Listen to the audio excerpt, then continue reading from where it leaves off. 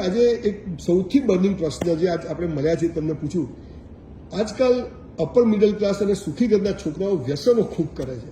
Upper middle એટલે મોટા ઘરના છોકરાઓ. તો એનું કારણ શું છે? આ પરિવારનું કંટ્રોલ નથી કે બહારની સોબત કે આના પાયામાં શું છે? બહુ સીધું અને સિમ્પલ ગણિત છે. તમે દુનિયાના, હું ચેલેન્જેબલ જવાબ દઉં છું, સારો જવાબ દઉં. દુનિયાના 100 જણા બુદ્ધિશાળીને પૂછજો, મારી પાસે બહુ બુદ્ધિ નથી, 100 જણા બુદ્ધિશાળીને પૂછજો, આનો આ એક જ જવાબ છે અને હું એમાં તમને પુરાવા જોઈએ એટલા આપીશ. પૈસાવાળાના છોકરાઓ અનકન્ટ્રોલેબલ છે અને એ મા બાપની જવાબદારી છે. અતિ પ્રેમ, અતિ સગવડતા, અતિ ફેસિલિટી બધું આપી દીધું છે.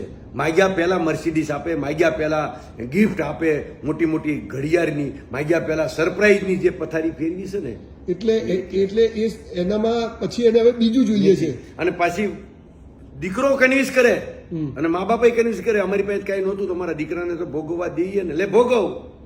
અને દીકરો એમ કે તમારી પાસે કાંઈ નહોતું અને અમારી પાસે બધું છે અને તમે જો અમને અત્યારે ન ભોગવવા દો તો ગરીબ દીકરામાં અમારા દીકરામાં શું ફરક? દીકરો આવો દાખલો હતી છે મા બાપને. મા બાપને એમ થાય કે નહીં, મારે કરવા જોઈએ. પોતાની લાગણી, પોતાની લાલચ, પોતાની કમજોરી, દીકરો ડ્રગ્સ છે કે ઊંધા રવેડે સડે છે, આ મા બાપને સ્વીકારવું જોઈએ. પૈસા જરૂર પૂરતા અને હેસિયતથી જ આપવા જોઈએ, આ હું સભાનતાથી કહું છું. વાહ. અને હવે આજે વ્યસને ચડી ગયો, કે તમે કીધું એ તો હવે ઘોડો છૂટી ગયો, એને પાછો વાળવા શું કરવું? કંટ્રોલ, બીજું કાંઈ નહીં. તારા દીકરા જે કરું કહ્યું, મારો પૈસો તો પ્રેમ સગવડતામાં સારા કામમાં જ વપરાશે. વાહ. મારો પૈસો તને વાપરવા નહીં મળે દીકરા, મારા પૈસે તું પૈસા વાળો બન, એના માટે આ મળીશ, પણ મારા પૈસે એસ કરવા માટે નહીં. મા બાપને કડવો ઘૂંટડો પીવો જ પડશે. પછી તો છોકરાઓ કહે છે હું મરી જઈશ, હું સુસાઇડ કરીશ. તો બહુ સારું. ક્યાં બહુ, તમે બહુ જબરો જવાબ આપો છો. બહુ સારું. સભાનતાથી કહો છો. સભાનતાથી બહુ સારું.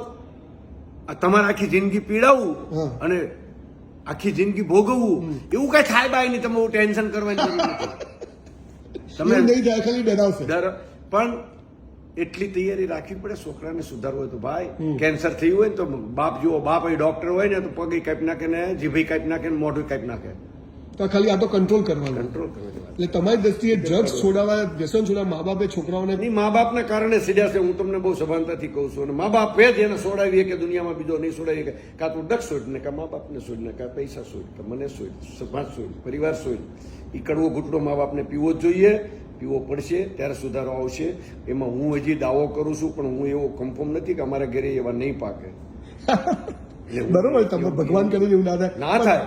પણ તમારો આ મેસેજ લોકો સુધી પહોંચાડું છું.